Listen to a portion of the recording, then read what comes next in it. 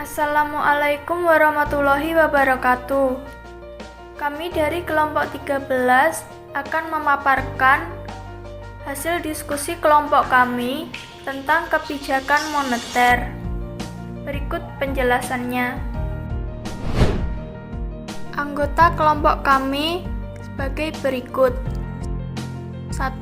Risma Denitasari. 2. Diah Ayu Safitri Ningtyas. 3. Pendi Susanto.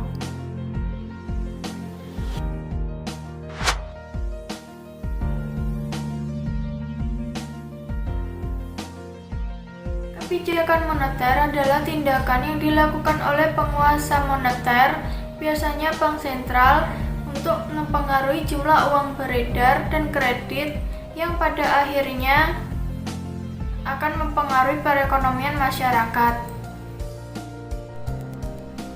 B. Tujuan kebijakan moneter.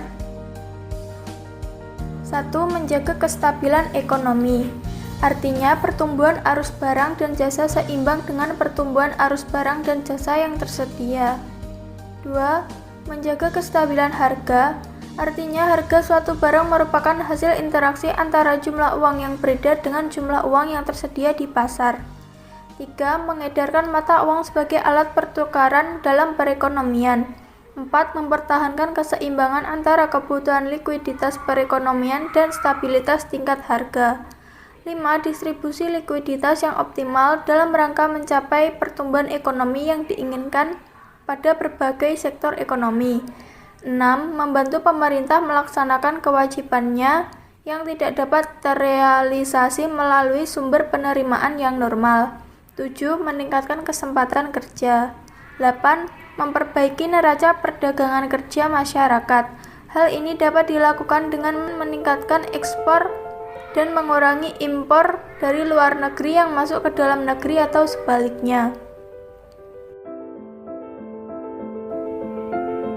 Kebijakan moneter bertujuan untuk mencapai stabilitas ekonomi yang dapat diukur dengan 1. Kesempatan kerja, 2. Kestabilan harga, 3. Neraca pembayaran internasional.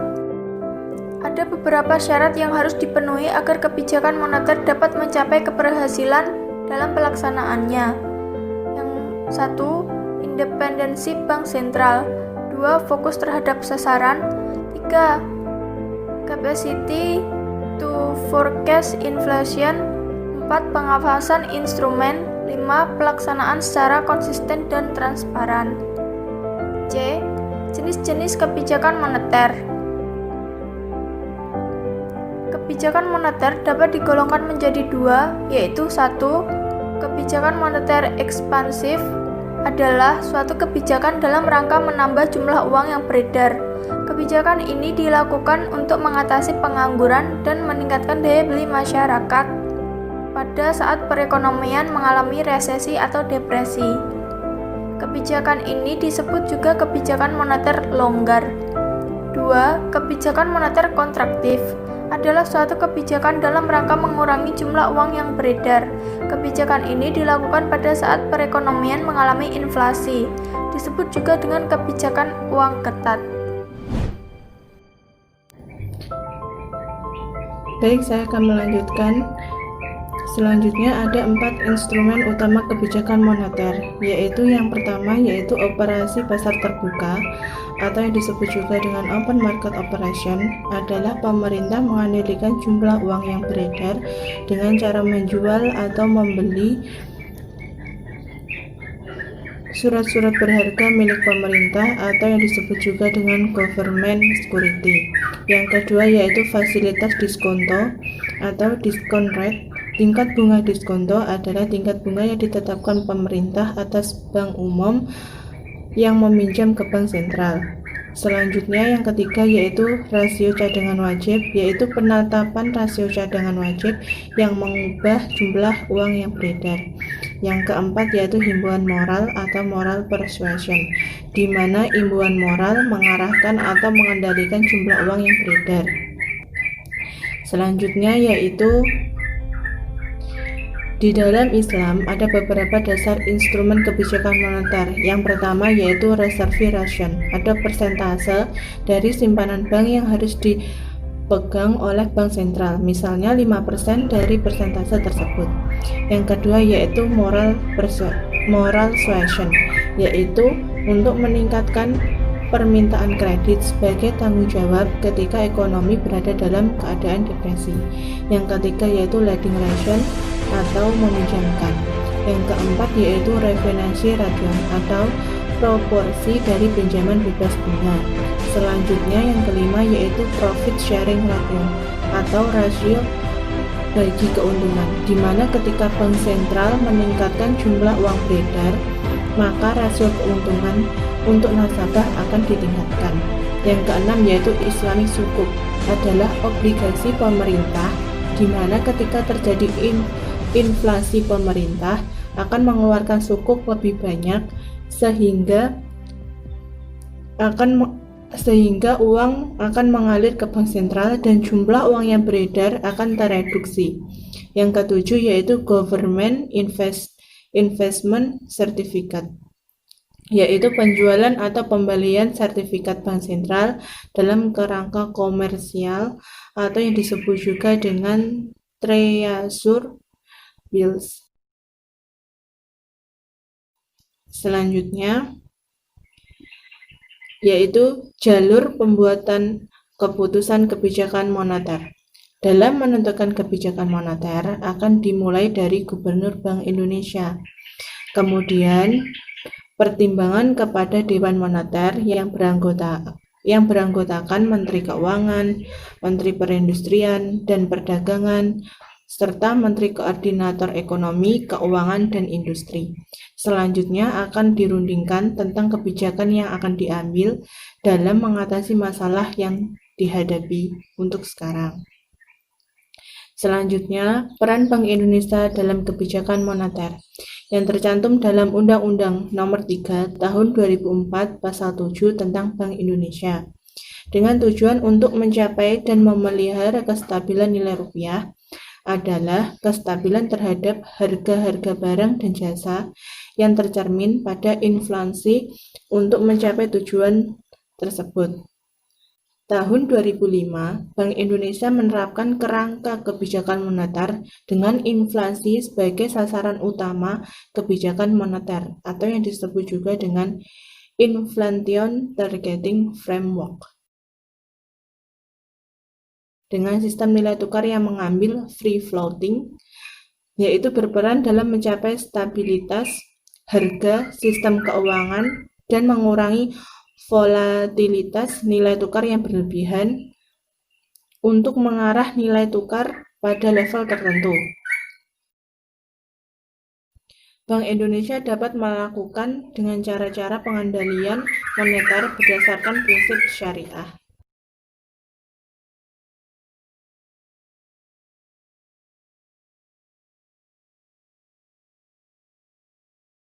Baik teman-teman, saya akan melanjutkan materi berikutnya, yaitu tentang sejarah kebijakan moneter di Indonesia.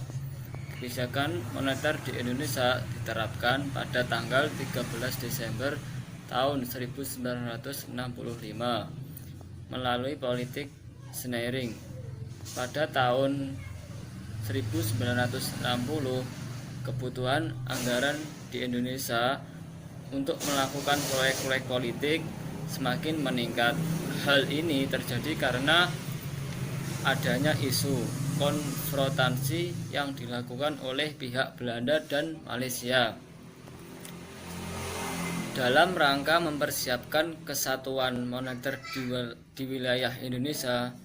Pada tanggal 13 Desember tahun 1965, pemerintah menerbitkan alat pembayaran yang sah yang berlaku di wilayah Indonesia berdasarkan penetapan Presiden nomor 27 tahun 1965 yang berisi tentang nilai perbandingan antara uang rupiah baru dengan uang rupiah yang lama dan uang rupiah khusus untuk wilayah Irian Barat.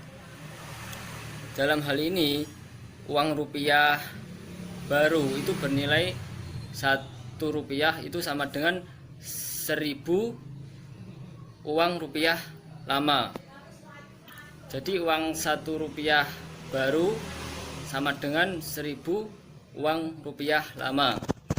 Sejak saat itu sampai bulan Agustus tahun 1965, uang rupiah baru dan uang rupiah lama beredar bersama-sama. Meskipun uang rupiah baru bernilai 1000 kali lipat dibanding uang rupiah lama, hal ini tidak berarti bahwa harga-harga menjadi super 1000 dari harga lamanya. Hal ini justru meningkatkan beban pemerintah untuk jumlah uang yang beredar dan inflasi.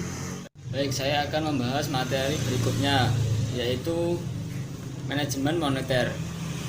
Manajemen moneter itu ada dua, yaitu satu manajemen moneter konvensional dan manajemen moneter Islam. Baik, saya akan membahas dulu manajemen moneter konvensional. Apa sih yang dimaksud dengan manajemen moneter konvensional itu? Menurut saya, manajemen konvensional itu merupakan adanya ketidakteraturan hubungan antara variabel dalam perekonomian yang menjadikan kita sulit untuk mengidentifikasi alur kebijakan moneter untuk mencapai tujuannya. Pada dasarnya ada dua paradigma dalam memahami transmisi moneter tersebut, yakni paradigma uang pasif dan paradigma uang aktif. Apa sih yang dimaksud dengan paradigma uang pasif itu? Yaitu percaya bahwa kesenjangan output merupakan kausal utama dalam mekanisme transmisi. Dalam paradigma ini, suku bunga jangka pendek dan nilai tukar dijadikan sebagai sasaran antar. Sedangkan paradigma uang aktif itu menurut saya ialah percaya bahwa likuiditas merupakan klausa utama dalam mekanisme transmisi moneter. Dalam paradigma ini, suku bunga dianggap sebagai resultan biasa yang terjadi dalam transmisi moneter. Terus berikutnya manajemen moneter Islam. Apa sih yang dimaksud dengan manajemen moneter Islam itu? Dalam konsep Islam, manajemen moneter ialah terciptanya stabilitas permintaan uang dan mengarahkan permintaan uang ke tujuannya yang produktif. Berdasarkan teori Keynes dijelaskan bahwa adanya permintaan spekulatif akan uang pada suku bunga. Semakin tinggi permintaan uang, maka semakin rendah tingkat bunga yang berlaku di pasar. Begitu juga sebaliknya,